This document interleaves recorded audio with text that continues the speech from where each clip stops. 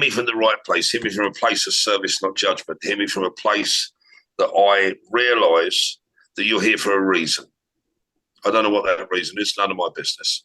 The reason would be, I'm going to talk to you about the 5 modalities.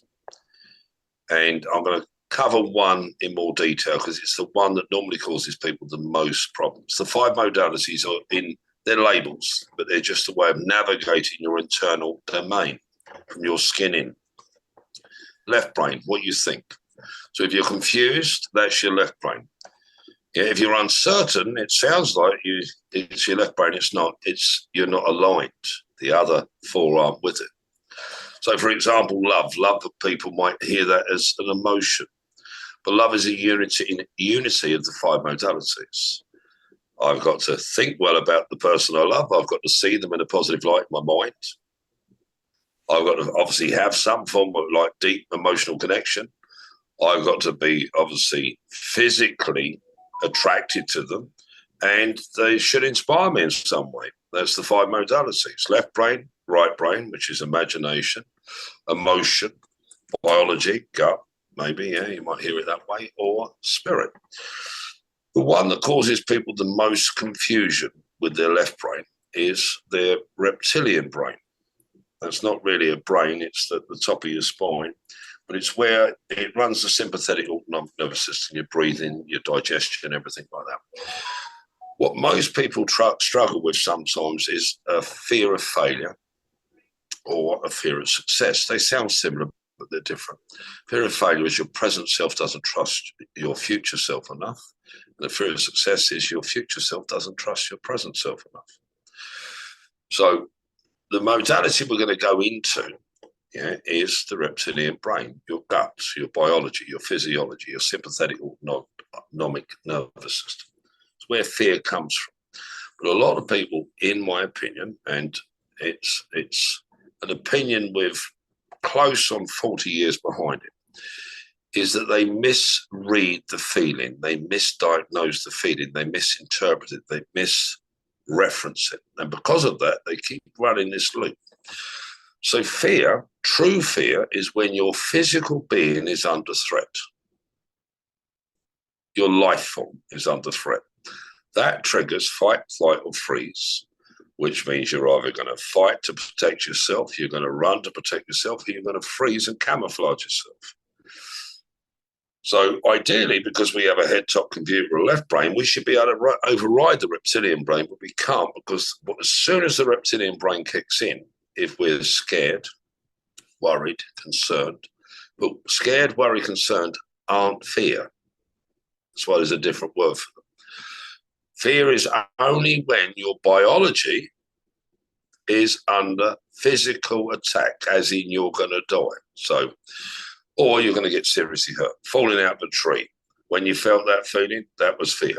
Falling off a bike. When you felt that feeling, that was fear. Falling off a wall. You felt that feeling, that was fear. Worried about the future, that's internal. Bear in mind, fear is triggered by external threats.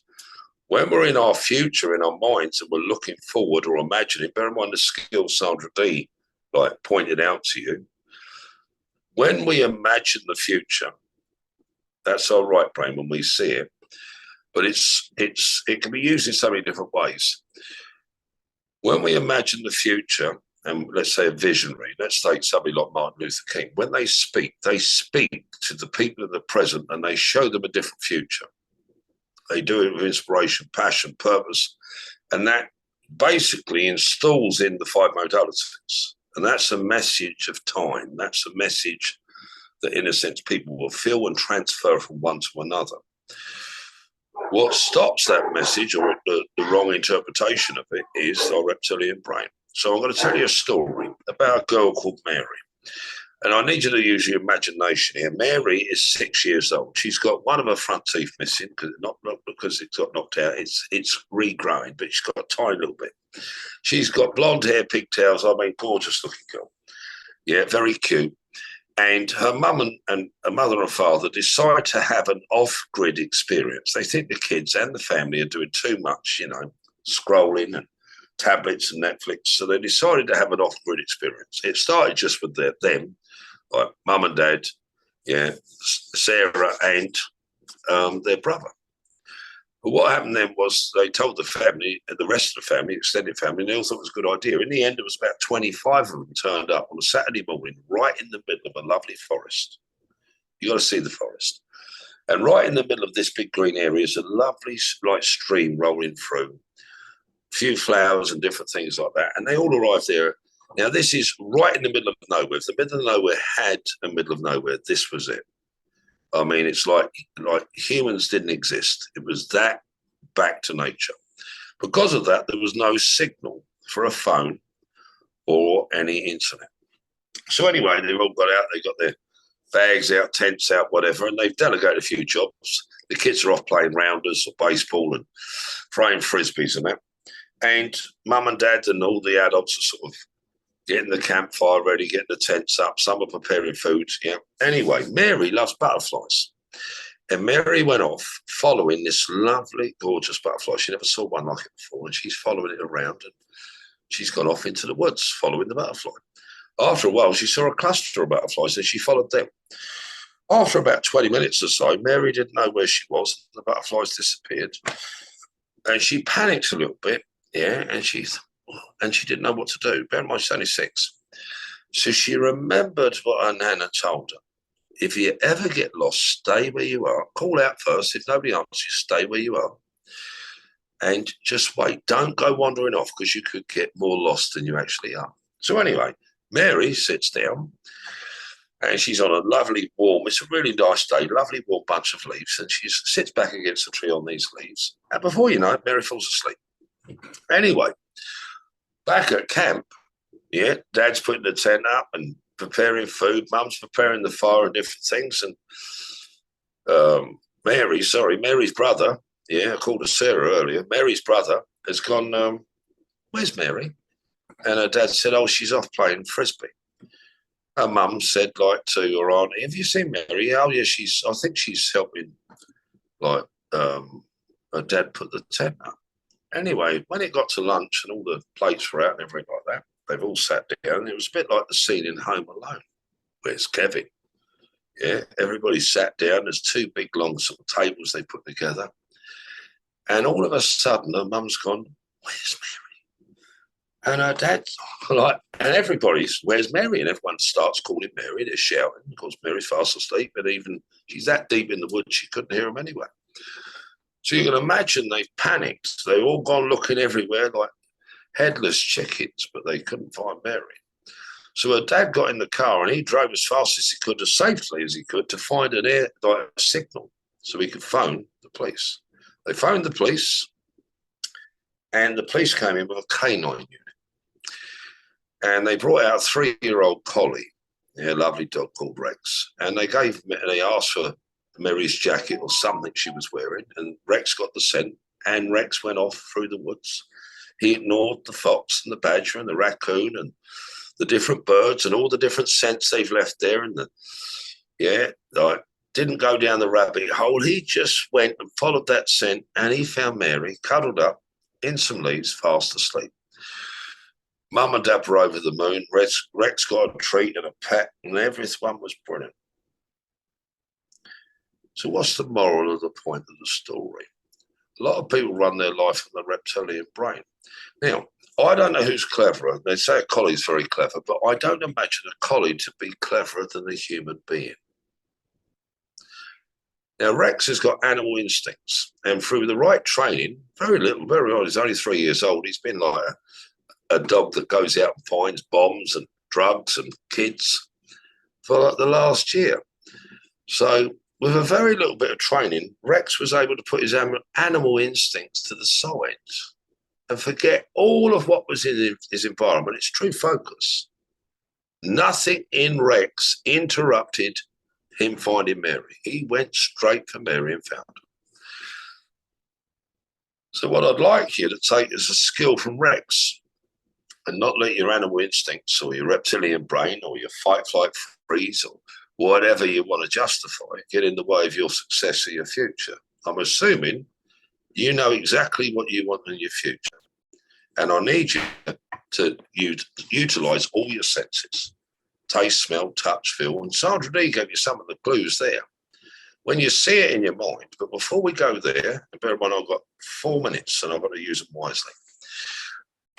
You've got this all preordained organic future, which comes from a mixture of your 5 modalities, your organic 5 modalities. So you understand what I mean by organic. If you look in the countryside, in the middle of nowhere, there's trees everywhere, it's all red. Bushes, trees, shrubs, flowers. There's synergy to it because it's nature. But it's not like a design synergy. When you look at a housing estate or a park, it's got some design to it. So when we set goals, we're designing our future. But we're trying to override the organic design of our organic self. So we end up with actually 2 futures. And a lot of people talk about manifestation and creation and attraction and magnetism. But to magnetize and attract and create and to speak from that authentic place and to be creating the future you want, you have to demanifest the future that the organic self made. Because if you don't, you end up inside fighting yourself with your thoughts, with your ideas.